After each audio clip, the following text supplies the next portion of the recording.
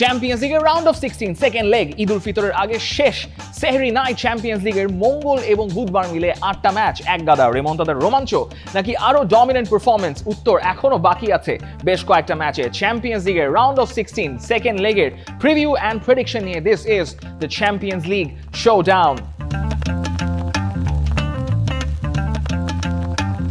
This is how it went down in the Champions League round of 16 first leg. সিলভার পাথে PSG চেলসিকে হারিয়েছে 5-2 গোলে আর গ্যালাতাসারাইয়ের ঘরে মাঠে লিভারপুলকে হারিয়েছে 1-0 গোলে। এই দুই ম্যাচের দুই টাইয়ের উইনার গিয়ে খেলবে কোয়ার্টার ফাইনালে, যেখানে PSG আর the strong contenders Real Madrid emphatically সিটিকে হারিয়েছে 3-0 গোলে আর বায়ার্ন আতালান্তাকে বিধ্বস্ত করেছে 6-1 গোলে। এবং এই দুই টাইয়ের উইনারের মুখোমুখি একটা ম্যাচ হবে কোয়ার্টার ফাইনালে। Potential Real Madrid Bayern Munich কিংবা যদি ম্যানচেস্টার সিটি একটা মিরাকল করতে পারে সেক্ষেত্রে ম্যানচেস্টার সিটি বায়ার্ন মিউনিখের ম্যাচ দেখা যেতে পারে। ব্লু পাথে বার্সেলোনা নিউকাসল 1-1 গোলে stalemate, all to play for in Camp Nou. আর আতলেতিকো 5-2 গোলে টটনহামকে হারিয়ে দিয়ে রাস্তা অনেকটা পরিষ্কার করে রেখেছে এই লেগ থেকে। এই দুই টাই থেকে দুটো দল মুখোমুখি হবে কোয়ার্টার ফাইনালে। একটা অল লা লিগা বার্সা আতলেতিকো ক্লাসিক হওয়ার ভালো একটা সম্ভাবনা আছে। আর বোদো স্পোর্টিংকে হারিয়ে এগিয়ে আছে অনেকটাই। আর্সেনাল লেভারকুজেন ম্যাচে স্টেলমেট হলেও ঘরের মাঠে আর্সেনালই ফেভারিট এবং এই দুই টাই থেকে দুই দলের দেখা হবে কোয়ার্টার ফাইনালে। চ্যাম্পিয়ন্স লিগের রাউন্ড অফ 16 এর সেকেন্ড লেগ শুরু হওয়ার আগে পটেনশিয়াল দুটো ডমিনেন্ট স্টোরি আছে। এক হচ্ছে ইংলিশ কোন টিমের ফার্স্ট লেগ জিততে না পারা এবং দ্বিতীয়ত 3 গোলে এগিয়ে থেকে সেই লিড ব্লোন হওয়ার চান্সেস কতটুকু আছে। প্রথমত এই 8টা ম্যাচের মধ্যে 8টা ম্যাচে 6টা চ্যাম্পিয়ন্স লিগে ইংলিশ দল খেলেছে এবং এই ইংলিশ দলগুলো যে ম্যাচগুলো খেলেছে তার মধ্যে তারা একটা ম্যাচও জিততে পারেনি, দুটো ম্যাচ মাত্র তারা ড্র করতে পেরেছে, 4টা ম্যাচকে হারতে হয়েছে। টটেনহাম হেরে গেছে, চেলসি হেরে গেছে, ম্যান সিটি হেরে গেছে, লিভারপুল হেরে গেছে এবং তারা 16টা গোল কনসিড করেছে। এর মধ্যে থেকে আপনি হয়তো বলতে পারেন যে বেস্ট লিগের এমন কি অবস্থা, সেটা আপনাকে মাথায় রাখতে হবে। Best league in the world, তারা এই কারণে তাদেরকে এত কম্পিটিটিভ ম্যাচ খেলতে হয় তাদের লিগ ফেজে। সেই কারণেই লিগ ফেজের ওই ধকল সামনে চ্যাম্পিয়ন্স লিগের ম্যাচ খেলতে এসে বিশেষ করে অ্যাওয়ে গ্রাউন্ডে তাদেরকে বড় ধকল পোহাতে হয়েছে। সেই ম্যাচগুলো থেকে কতগুলো টার্ন অ্যারাউন্ড এই লেগে আসতে পারে সেটা একটা বড় মেজর স্টোরি। এবং আরেকটা মেজর স্টোরি হচ্ছে বেশ অনেকগুলো দল 3টা গোলের একটা মেজর লিড নিয়ে বসে আছে। স্পোর্টিং মানে বোদোর ক্ষেত্রে আপনি বলতে পারেন তারা স্পোর্টিংকে 3-0 গোলে হারিয়েছে, আতলেতিকোর 3 গোলের লিড রয়েছে, রিয়াল মাদ্রিদের 3 গোলের লিড রয়েছে এবং লিড আছে আতলেতিকো মাদ্রিদের একই সঙ্গে এখন, এবং পিএসজিরও লিড আছে চেলসির এগেইনস্টে। এরকম 3 বা তার বেশি গোলের লিড একদম ভেঙে চুরে দেওয়া অর্থাৎ লিডটা হারিয়ে ফেলার রেকর্ড এর আগে মাত্র 4বারই হয়েছে নকআউট স্টেজে। এসি মিলান দেপোর্টিভো লা করুনিয়ার ম্যাচে দেপোর্টিভো লা করুনিয়া ঐতিহাসিক একটা ম্যাচ রেজাল্ট এনে দিয়েছিল এসি মিলানকে তাদের ঘরের মাঠে হারিয়ে। ঠিক একইভাবে বার্সেলোনার লুই এনরিকে তিনি রেমন্তাদা যেটা রচনা করেছিলেন সেটা মোটামুটি ভালোভাবেই জানা। পিএসজিকে 6-1 গোলে হারিয়ে সেকেন্ড লেগে তার এগেইনস্টে রেমন্তাদা হবে কিনা সেটা লিয়াম রসিনিয়ার ভালো মতো জানেন অথবা জানেন না। তবে বার্সেলোনাকে দুটো রেমন্তাদার শিকার হতে হয়েছিল, রোমার এগেইনস্টে একবার এবং লিভারপুলের এগেইনস্টে আরেকবার। সো এইরকম সম্ভাবনা আর উড়িয়ে দেওয়া যায় না, যে ক্ষেত্রে ম্যানচেস্টার সিটি পিছিয়ে আছে, চেলসি পিছিয়ে আছে, টটেনহাম পিছিয়ে আছে এবং বাকি অনেকগুলো ম্যাচে স্পোর্টিং পিছিয়ে আছে 3-0 গোলে। মোট 4টা ম্যাচে 3 গোলের একটা লিড আছে, বাট সেটা এখন দেখার ব্যাপার সেটা কি ওভারটার্ন করা সম্ভব কি না। রিয়াল মাদ্রিদের ক্যাম্পের এখন যে পরিস্থিতি সেটা আপনি ম্যানচেস্টার সিটির ম্যাচের আগে একরকম দেখবেন, ম্যানচেস্টার সিটির ম্যাচের ঠিক পরপর একদম পাল্টে গেছে। ম্যানচেস্টার সিটির সঙ্গে এরকম ডমিনেন্ট পারফরম্যান্স রিয়াল মাদ্রিদ দিবে সেটা রিয়াল মাদ্রিদ ভক্তরাও হয়তো এক্সপেক্ট করেন নাই। It went down because of a shear brilliance from the Real Madrid camp. সেখানে আপনি আর বেলোয়ার ম্যাজিকের কথা বলতে পারেন বা রিয়াল মাদ্রিদের জার্সির ম্যাজিকের কথা বলতে পারেন। Ultimately it came down to the players performance. তারা ম্যানচেস্টার সিটিকে যেভাবে নালিফাই করেছে অন দ্য মিডফিল্ড, ভালভার্দের পারফরমেন্স, তাকে তার ডিফেন্সিভলি ট্র্যাক করা, সবকিছু মিলে Manchester City had no answer for Real Madrid. এবং সেই রিয়াল মাদ্রিদের একটা ঝলক যে তারা এখন আবারও কিছুটা তাদের ফর্মের আপটার্ন হয়েছে সেটা আপনি আর্দা গুলারের এই গোলটা দেখলেই বুঝতে পারবেন যে একটা দল তাদের কনফিডেন্সে কতটা পিকে থাকলে এরকম গোল প্রডিউস করা সম্ভব। নিজের হাফ থেকে 68 মিটার দূর থেকে এরকম আউটরেজাস একটা গোল করে আর্দা গুলার পুরো সান্তিয়াগো বের্নাবেউকে ভাসিয়েছেন আনন্দে। সেই আনন্দটা এখন কতটা ম্যানচেস্টার সিটির এতিহাদে ক্যারি করা যায় সেটা এখন দেখার ব্যাপার, বাট সেটা তাদের ফেভারেই থাকার কথা। আপনি এক্সপেক্ট করবেন না 2022-23 সালের মতো ম্যানচেস্টার সিটি তাদেরকে তাদের ঘরের মাঠে এতিহাদে এসে 4-0 গোলে হারিয়ে দিবে। সেটা আপনি রিয়াল মাদ্রিদের পিক স্কোয়াডের ব্যাপারে আপনি হয়তো এক্সপেক্ট করেন নাই। এই স্কোয়াড যারা 3-0 গোলে এগিয়ে আছে তাদের ব্যাপারে হয়তো অতটা এক্সপেক্ট করতে পারবে না। তবে আরবেলোয়া একটা হুঁশিয়ারি দিয়ে দিয়েছেন যে ম্যানচেস্টার সিটি তাদেরকে যথেষ্ট সাফার করাতে প্রস্তুত রয়েছে এতিহাদের ঘরের মাঠে। তবে সাফারিংটা ঠেকানোর জন্য আরবেলোয়া যে কাজগুলো করছেন সেটা আপাতত এই লাস্ট দুটো ম্যাচে ভালো মতো কাজে লেগে লেগে গেছে। আপনি দুটো জিনিস চিন্তা করেন, থিয়াগো পিতার্চ এবং আর্দা গুলারকে যে ধরনের রোলে তিনি খেলাচ্ছেন সেই রোলে খেলানোর কারণে আর্দা গুলারের একটা বেটার আউটপুট তিনি পাচ্ছেন। যদিও শাবি আলোনসো আর্দা গুলারের থেকে যথেষ্ট ভালো আউটপুট বের করে এনেছিলেন শেষ 43টা ম্যাচের মধ্যে, যেখানে আর্দা গুলার সবচেয়ে বেশি ম্যাচ খেলেছেন, কিন্তু আর্দা গুলারকে একটু অ্যাডভান্স রোলে খেলিয়ে, যেহেতু জুড বেলিংহাম নাই, কিলিয়ান এমবাপে নাই, ফরওয়ার্ড লাইনে একটা স্টেবিলিটি আরবেলোয়া আনতে পেরেছেন শেষ দুটো ম্যাচে। এবং ভালভের্দে, ও মাই গড, ফেদে ভালভের্দে, তিনি লাস্ট 8টা ম্যাচে 9টা গোল কন্ট্রিবিউশন এবং শেষ 3টা ম্যাচের মধ্যে 5টা গোল, ইনক্লুডিং ম্যানচেস্টার সিটির হ্যাটট্রিক। শুধু ভালভের্দের অ্যাটাকিং আউটপুট দেখলেই হবে না, আপনি একটু ম্যানচেস্টার সিটির ম্যাচটার কথা চিন্তা করেন। যখন ট্রেন্ট আলেকজান্ডার আর্নল্ড জেরেমি ডকুর সঙ্গে আইসোলেটেড হয়ে যাচ্ছিলেন, তাকে সাহায্য করছিলেন কে? Fede Valverde. যখন আলেকজান্ডার আর্নল্ড একটু টাক ইন করার চেষ্টা করলেন, তখন রাইট ব্যাক রোল প্লে করলেন কে? Fede Valverde. কে কাট ইনসাইড করলেন? Fede Valverde. অর্থাৎ আপনি একজন রাইট ব্যাকের রোলে কিংবা নাম্বার 5, নাম্বার 6, নাম্বার 7, নাম্বার 9 সবগুলো রোলে আপনি ফেদে ভালভের্দেকে কাজে লাগাতে পারছেন ইন গেম ট্যাকটিক্যাল ম্যানেজমেন্টের কারণে। এবং এই ব্যাপারটার কারণে ফেদে ভালভের্দে একটু অ্যাডভান্স পজিশনে যেহেতু খেলার সুযোগ পাচ্ছেন, তার গোলে আউটপুট থেকে আপনি যথেষ্ট ভালো সাপোর্ট পাচ্ছেন। তার চেয়ে বড় কথা যে ডিফেন্সিভলি আপনাকে সবচেয়ে বেশি সাহায্য করছেন এই ফেদে ভালভের্দে। ম্যানচেস্টার সিটি তারা 1-1 গোলে ড্র করে তাদের মোটামুটি লিড খুইয়ে বসেছে, এটা বলা যেতেই পারে। কারণ এই চ্যাম্পিয়ন্স লিগে যখন তারা রিয়াল মাদ্রিদের সঙ্গে 3-0 গোলে হারলো, তারপরও তারা কিছুটা প্রিমিয়ার লিগে আর্সেনালকে টাইটেল ফাইটে কন্টেন্ডার হিসেবে রেসে রাখতে পারতো। কিন্তু যখন ওয়েস্ট হ্যামের সঙ্গে তারা 1-1 গোলে ড্র করে বসলো, তখন আপনি বলতে পারেন যে আর্সেনাল মোটামুটি প্রিমিয়ার লিগে টাইটেল রেসে অনেকটাই এগিয়ে গিয়েছে 9 পয়েন্টের ওই গ্যাপটার কারণে। সিটি এখন কি করা দরকার সেটা পেপ গুয়ার্দিওলা অনেক কথাই বলেছেন। তিনি একটা পয়েন্ট আউট করছেন যে সেমেনিওকে তিনি নাম্বার 10 রোলে খেলিয়েছেন, মানে মিডফিল্ডের ওই জায়গাটাতে যেখানে তিনি একজন রাইট উইঙ্গার, সেখানে চেরকিকে কেন খেলানো হয়নি সেটা নিয়েও তিনি বেশ কিছু কথাবার্তা বলেছেন। মানে চেরকির খেলাটা ইজ আ নো ব্রেইনার, যেখানে প্রিমিয়ার লিগে তার গোল কন্ট্রিবিউশন, গোল করার সংখ্যা 9টা, যেটা ব্রুনো ফার্নান্দেজের চেয়ে ঠিক জাস্ট নিচে, এবং অ্যাসিস্টের তালিকায় তিনি মোটামুটি ভালো এগিয়ে আছেন।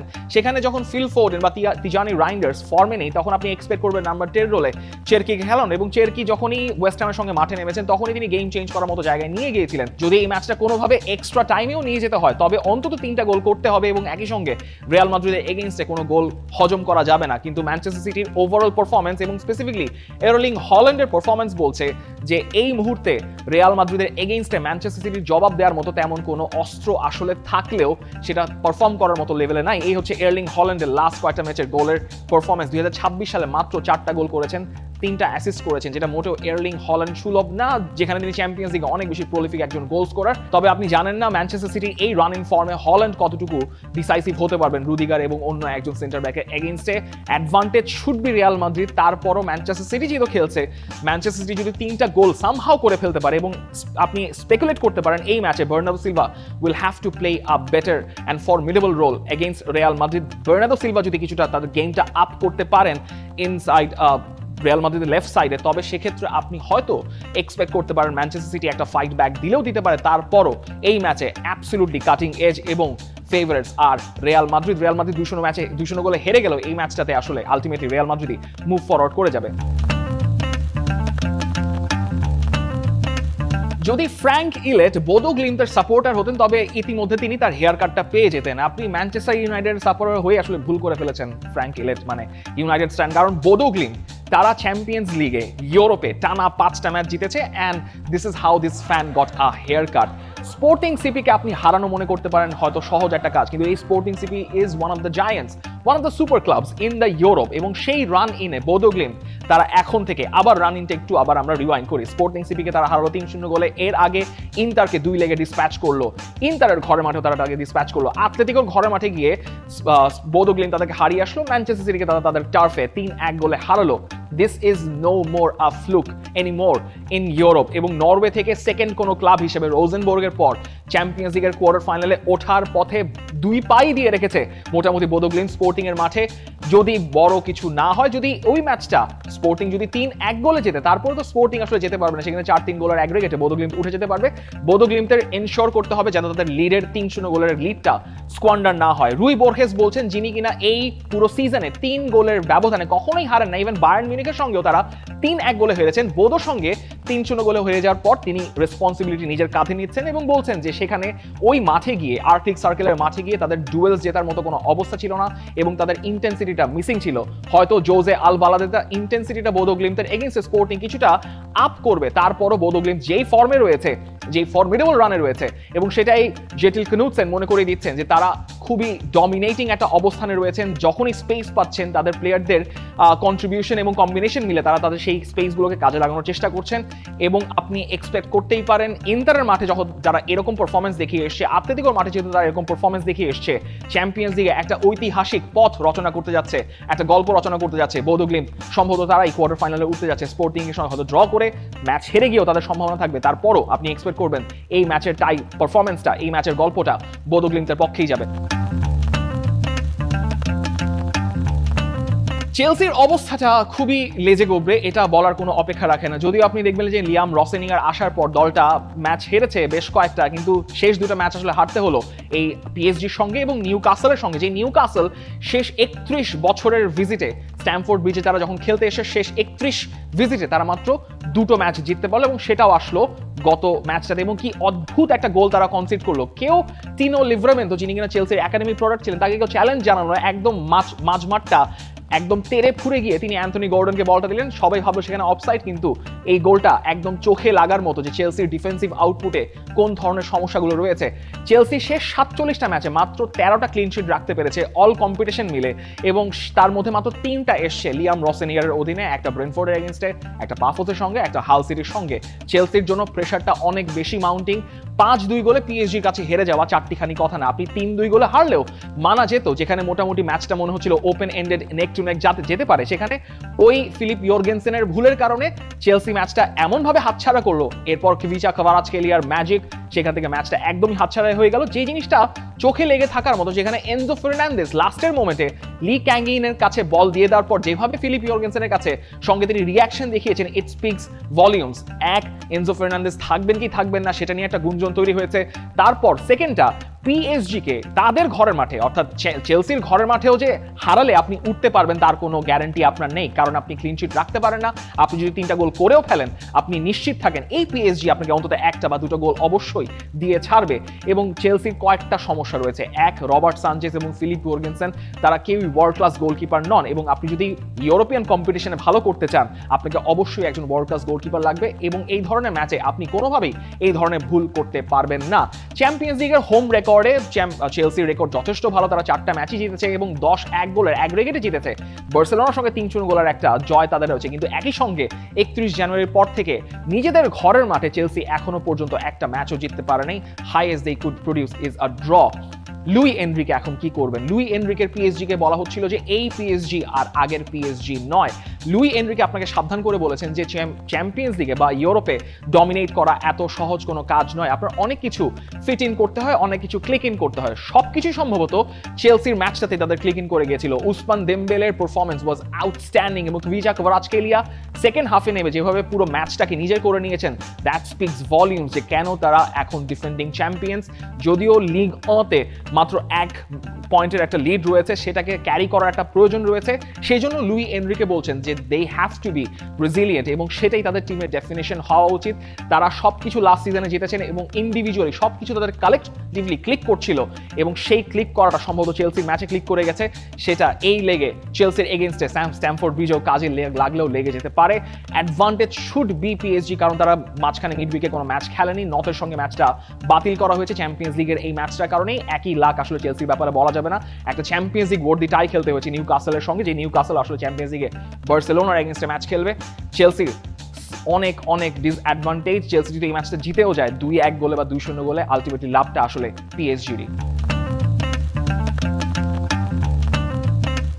আর্সেনাল যদি বলাটা ঠিক না, কারণ Arsenal is going to win the Premier league after 22 years.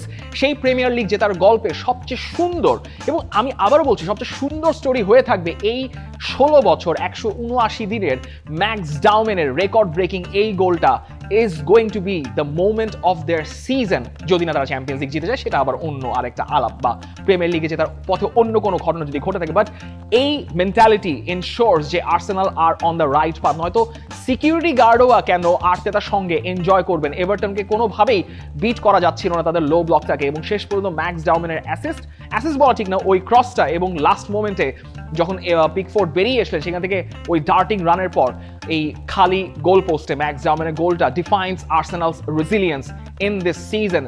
Arsenal are in course to win the Premier League, সেটাই হওয়ার কথা।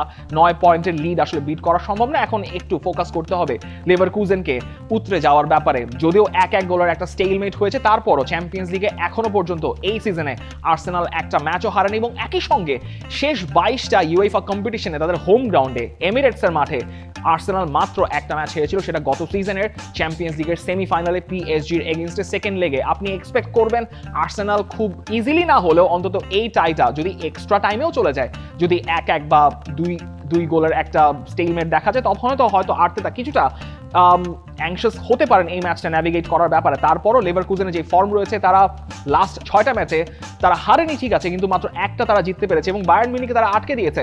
সেটা হয়তো লেভারকুজেন বা হিউলমান্ডের পক্ষে কিছুটা রায় দিতে পারে, কিন্তু তারপর আপনি এমিরেটসের ঘরের মাঠে এসে খেলছেন, সেটা মোটেও আপনার পক্ষে কোনো রেজাল্ট দিবে না। যদিও লেভারকুজেন এবার ম্যানচেস্টার সিটির ঘরের মাঠে গিয়ে জিতে এসছে ইংলিশ গ্রাউন্ডে, তারপরও এই ম্যাচে Arsenal are flying high and Leverkusen should fall in their feet against Arsenal. যারা ফাউস্তিনো আসপ্রিয়ার ওই ম্যাজিকটা লাইভে দেখেছিলেন বা হাইলাইটসে দেখেছেন, লাইভে দেখার সংখ্যা হয়তো কমই হওয়ার কথা, হাইলাইটসে হয়তো দেখেছেন 97-98 সালে তিনি নিউ কাসেলকে জিতিয়ে এসেছিলেন কাম্প নৌতে। চ্যাম্পিয়ন্স লিগের অন্যতম সেরা একটা রাত ছিল সেটা নিউ কাসেলের জন্য, সেটাই হয়তো তারা চ্যানেল করতে চাইবে বার্সেলোনার এগেইনস্টে। কিন্তু বার্সেলোনার একটা উৎসব মুখর পরিস্থিতি চলছে। লাপোর্তা 68%-এরও বেশি ভোটে জিতে এসে তিনি আবারও প্রেসিডেন্ট হয়েছেন, এবং সম্ভবত 17 বছরের একটা লম্বা টেনিউর তিনি টানতে যাচ্ছেন। তার অপোনেন্ট ইলেকশনের ভিক্টর ফন্ট এবং লাপোর্তা একে অপরকে জড়িয়ে ধরে তিনি বলেছেন, তারা একসঙ্গে বলেছেন long live Barcelona and long live Catalonia, এবং একই সঙ্গে তারা বলেছিলেন যে let's win the champions League. Champions League জেতাটা বার্সেলোনার জন্য কতটা গুরুত্বপূর্ণ সেটা তাদের ফাইন্যান্সিয়াল সিচুয়েশন যারা ভালো মতো জানেন তারা জানেন, কিন্তু এই চ্যাম্পিয়ন্স লিগে যদি জিততে হয় তবে আপাতত নিউ কাসেলকে তাদের উতরাতে হবে। New কাসেল played really well against Lamine Yamal এবং রাফিনিয়া, যেখানে তাদেরকে পুরোপুরি নিউট্রালাইজ করে দিয়েছিলেন। স্পেশালি লুইস হলের পারফরমেন্স ওয়াজ অ্যাবসলিউটলি স্টেলার। সেটা কি নিউ কাসেলের পক্ষে রেপ্লিকেট করা সম্ভব কিনা কাম্প নতে? আপনারা যারা সেভিয়ার সঙ্গে ম্যাচটা দেখেছেন তারা বলবেন যে অবশ্যই হয়তো সম্ভব না। চ্যাম্পিয়ন্স লিগের ম্যাচের আগে রাফিনিয়া একটা হ্যাটট্রিক পেয়েছেন, রাফিনিয়া গোল করতে পেরে খুবই খুশি, কিন্তু তিনি জানেন যে নিউ কাসেলের ম্যাচটা তাদের জন্য আরো অনেক বেশি গুরুত্বপূর্ণ চ্যাম্পিয়ন্স লিগের পরবর্তী স্টেজে উঠে যাওয়ার জন্য। বার্সেলোনা এবং হান্সি ফ্লিকের জন্য একটা ভালো খবর হচ্ছে 203 দিনের একটা বিরাট অ্যাবসেন্সের পর ফাইনালি গাভি ইজ ব্যাক। সেটা তিনি অ্যাড্রেস করছেন যে গাভির ফিরে আসাটা মেন্টালি বার্সেলোনাকে কতটা সাপোর্ট দিবে সামনের এই যে গেমগুলো রয়েছে লা লিগাতে এবং চ্যাম্পিয়ন্স লিগে সেটার জন্য। তবে তিনি এটাও বলছেন যে নিউ কাসেলের সঙ্গে পেসটা মোটেও ভালো ছিল না এবং পজিটিভিটির কিছুটা ঘাটতি ছিল এই ম্যাচটাতে। আপনারা জানেন রবার্ট লেভানডফস্কি এবং ফেরান তরেসের গোল মুখে ফর্মটা কিছুটা পড়তির দিকে আছে, তাই শেষ পর্যন্ত রাফিনিয়া বা লামিন ইয়ামালের দিকে আপনার মুখিয়ে থাকতে হচ্ছে। তবে চ্যাম্পিয়ন্স লিগের রাউন্ড অফ 16-এর শেষ 5টা ম্যাচেই তাদের জয় রয়েছে ইংলিশ কোনো ওপোনেন্টের এগেন্স্টে, এবং শেষ 16টা ম্যাচের মধ্যে 15টি তারা জিতেছে ইংলিশ ওপোনেন্টের এগেন্স্টে এই স্টেজে এসে। হান্সি ফ্লিক শুধু এটাই বলছেন কনভিকশন নিয়ে ম্যাচটা খেলতে হবে। তাদের অনেকগুলো ম্যাচ খেলা হয়েছে, তবে এই ম্যাচটা অবশ্যই নিউ কাসেলের সঙ্গে ফাস্ট পেসে খেলতে হবে, কারণ new কাসেল will play against the press, এবং ওই হাইলাইনটা নিউ কাসেল চেষ্টা করবে গর্ডন এবং হার্ভি বার্নসকে দিয়ে পেনেট্রেট করার জন্য, যেখানে গর্ডন কিন্তু চমৎকারভাবে একটা গোল করেছিলেন চেলসির এগেইনস্টে। সেটাই হয়তো নিউ কাসেলের টার্গেট হওয়ার কথা। ম্যাচটা যদি কিছুটা পরবর্তী স্টেজে গড়ায়, যদি এক্সট্রা টাইমের দিকে যায়, দেখা যাচ্ছে 2-1 গোলে বার্সেলোনা এগিয়ে আছে, তখন ম্যাচটা এজ করাটা একটু ডিফিকাল্ট হয়ে যাবে। যদি লাস্ট মোমেন্টে নিউ কাসেল একটা গোল করে বসে, তাহলে এক্সট্রা টাইমে গেলে বার্সেলোনা অলরেডি অনেকগুলো ম্যাচ খেলেছে, সেই ধকলটা হয়তো তাদেরকে সামলাতে হবে। বাট আপনি এক্সপেক্ট করবেন কাম্প নতে নিউ কাসেলকে হারানোটাই বার্সেলোনার জন্য সম্ভব হওয়া উচিত। এই ম্যাচটা খেলার আগে আতালান্তার সঙ্গে আলিয়ান্স অ্যারেনাতে বায়ার্নের খুবই অদ্ভুত একটা সিচুয়েশন হয়েছে। ইয়োনাস উরবিক, যিনি কিনা আতালান্তার সঙ্গে ম্যাচটা খেলেন লাস্ট উইকে, তিনি কনকাশন প্রোটোকলের কারণে এই ম্যাচটা খেলতে পারবেন না। এখন তার ব্যাকআপ অপশনকে স্ভেন ইউলরিকের একটা অ্যাডাক্টার টিয়ার দেখা গেল, সেই কারণে তারও এই ম্যাচটা খেলা হবে না। আবার বায়ার্ন 2 দলের যে কিপার রিজার্ভ টিমের লিওন ক্লানাক, তার একটা থাই ইনজুরির সমস্যা ভুগতে হচ্ছে অনেক দিন ধরে, এবং ম্যানুয়েল নয়ার তো ইনজুরির কারণে দায়ী। সো শেষ পর্যন্ত দায়িত্বটা গিয়ে পড়ছে 16 বছর বয়সী লিওনার্ড প্রেসকটের উপর, যিনি কিনা বায়ার্ন আন্ডার 19 টিমের কিপার। তাকে খেলতে হবে এই লেগটাতে, যিনি কিনা একজন বল বয় হিসেবে কাজ করেছেন এবং মাঠের পেছনে থেকে ম্যানুয়েল নয়ারকে ইন্সপিরেশন হিসেবে নিয়েছেন কিভাবে তিনি বল ডিস্ট্রিবিউট করেন। তাকে বায়ার্নের দায়িত্বটা সামলাতে হচ্ছে গোল পোস্টের নিচে, যেটা হয়তো অত কঠিন হওয়ার কথা না সিন্স আতালান্তা আর বিহাইন্ড 6 গোল অ্যাগ্রিগেট। যদিও আতালান্তা আপনি এক্সপেক্ট করবেন গোল হয়তো এই ম্যাচে করতে পারে, কারণ এই ম্যাচে অলিসে এবং কিমিককে আপনি পাচ্ছেন না সাসপেনশনের কারণে। যদি না বায়ার্ন অবশ্যই এই লেগ থেকে পরের রাউন্ডে চলে যাবে। যেটা জানা দরকার সেটা হচ্ছে বায়ার্নের একটা নতুন ফর্মিডেবল ট্রায়ো, সেটা হচ্ছে অলিজে, কেইন, লুইস দিয়াজের ট্রায়ো, যারা এই মুহূর্তে 128টা গোল কন্ট্রিবিউশন প্রডিউস করে ফেলেছে সবগুলো কম্পিটিশন থেকে। এই হচ্ছে তাদের গোলের মুখের তালিকাটা, যেখানে Olise blazed Bergamo the last leg, এবং আপনি অলিজেকে পাচ্ছেন না। তারপরও বায়ার্নের জন্য একটা সুবিধার জায়গা হচ্ছে, যদিও তারা আগের ম্যাচটাতে 2টা লাল কার্ড, দিয়াজ এবং জ্যাকসনের লাল কার্ডের কারণে 9 জনের মানুষ হয়ে শেষ করতে হয়েছিল লেভারকুজেনের সঙ্গে, তারপরও আতালান্তাকে ডিল করাটা তাদের ঘরের মাঠে যেহেতু আপনার 5 গোলের একটা লিড রয়েছে, সেটা খুব একটা কঠিন হওয়ার কথা। ম্যাচ হারার কথা হয়তো মাসো কোম্পানি এক্সপেক্ট করছে না, তারপরও মোটামুটি উপর দিয়ে এই ম্যাচটা উতরে যাওয়ার কথা এবং কোয়ার্টার ফাইনালে বায়ার্নই চলে যাওয়ার কথা।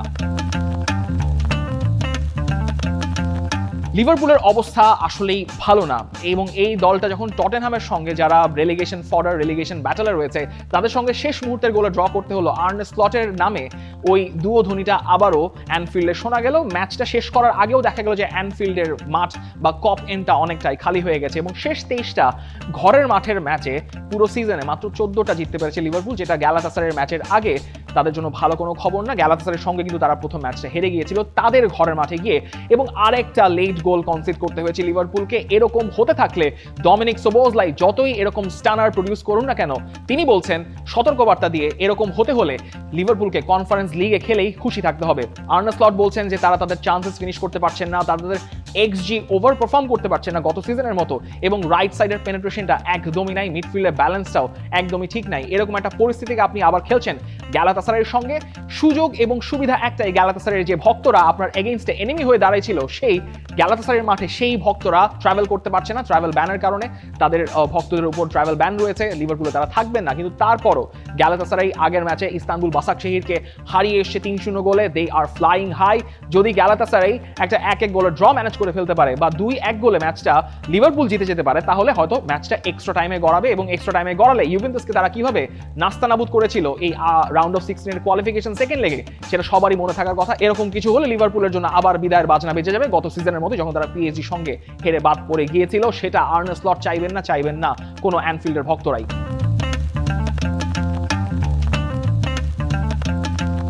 টটেনহামের আগের ম্যাচের অবস্থা দেখে আপনার বুঝে যাওয়ারই কথা, এই ম্যাচে টটেনহামের chances are very very low, এবং টটেনহাম এখন রেলিগেশন ব্যাটলটা কিভাবে সামলাবে সেটাই তাদের মূল প্রায়োরিটি।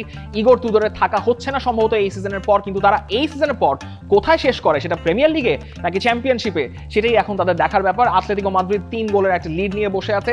আপনি জানেন আতলেতিকোর পারফরমেন্সের কি অবস্থা অ্যাওয়ে গ্রাউন্ডে, কিন্তু টটেনহামের অবস্থাটা আগে দেখুন। 16টা ম্যাচ খেলে মাত্র তারা 2টো ম্যাচ জিততে পেরেছে 2026 সালে, এবং এই পরিস্থিতি নিয়ে আতলেতিকোর সঙ্গে তারা খেলছে, যে আতলেতিকোর অ্যাওয়ে ফর্মের অবস্থাও খুবই খারাপ, কিন্তু এই আতলেতিকো তারা 5 গোলের একটা লিডের কুশন নিয়ে এই ম্যাচটা খেলতে আসছে। সেখানে যে ধরনের ভুলগুলো আন্তোয়া কিনস্কি কিংবা ভিকারিও করেছেন তাদের ডিফেন্স লাইন থেকে পাওয়া গেছে, সেটা অমিট করার মতো অবস্থা টটেনহামের জন্য সম্ভবত এই ম্যাচে নেই, যদিও তারা লিভারপুলকে 1-1 গোলে ড্র করে মাত্র একটা পয়েন্ট সালভেজ করতে পেরেছে, এবং রেলিগেশন পয়েন্ট থেকে তারা মাত্র 1 পয়েন্ট দূরে রয়েছে। টটেনহামের জন্য কোনো কিছুই ভালো যাচ্ছে না। যদি এই ম্যাচ টটেনহাম 2-0 গোলে জিতেও যায়, অ্যাথলেটিকোর অ্যাওয়ে ফর্মের যদি এই ম্যাচেও কাজে লাগে, যেখানে অ্যাথলেটিকো অ্যাওয়ে গ্রাউন্ডে কখনোই ভালো কোনো রেজাল্ট আনতে পারে না, তারপরও এই ম্যাচে আতলেতিকো উঠে যাবে কোয়ার্টার ফাইনালে। সেখানে পটেনশিয়ালি বার্সেলোনার সঙ্গে একটা ম্যাচ হতে পারে, নিউক্যাসলের সঙ্গে ম্যাচ হতে পারে। তবে টটেনহামের সিজনটা বাঁচাতে হবে। প্রিমিয়ার লিগে, চ্যাম্পিয়ন্স লিগে কি হচ্ছে তাদের সেদিকে হয়তো নজর দেওয়ার আর কোনো সুযোগই নাই। চ্যাম্পিয়ন্স লিগের রাউন্ড অফ 16 এর সেকেন্ড লেগের ম্যাচ শুরু হচ্ছে 17 তারিখ মঙ্গলবার রাত 11:45 এস্তাদিও জোজে আলবালাদে লিসবনে। বোদোর সঙ্গে তাদের ম্যাচ দিয়ে রাত 2টো বাজলে মেগা ব্লকবাস্টার এতিহাদে ফেরতি লেগে Manchester City versus Real Madrid, Stamford ব্রিজে চেলসি ভার্সেস আর্সেনাল, আর এমিরেটস ফোর্ট্রেসে আর্সেনাল ভার্সেস বায়ার লেভারকুজেন। পরদিন 18 মার্চ রাত 11:45 আপনি দেখবেন straight from Camp nou Barcelona versus Newcastle. রাত 2টো বাজলে ম্যাচ আছে আলিয়ান্স অ্যারেনাতে বায়ার্ন মিউনিখ ভার্সেস আতালান্তা, অ্যানফিল্ডে লিভারপুল ভার্সেস গ্যালাতাসারাই, আর টটেনহাম হটস্পার স্টেডিয়ামে Tottenham versus Atletico Madrid. Champions League round of 16 second leg নিয়ে আপনার প্রেডিকশন মতামত জানাতে পারেন কমেন্ট বক্সে। কোনো কিছু নিয়ে দ্বিমত পোষণ করলে সেটাও জানাতে পারেন কমেন্ট বক্সে। দ্য ডেইলি স্টার যে কোনো মুহূর্তে আপডেট পেতে ভিজিট করুন দ্য ডেইলি স্টার.net এর ওয়েবসাইট, এবং একই সঙ্গে ফলো করে রাখুন the Daily Star Facebook page, subscribe করুন the Daily Star YouTube channel.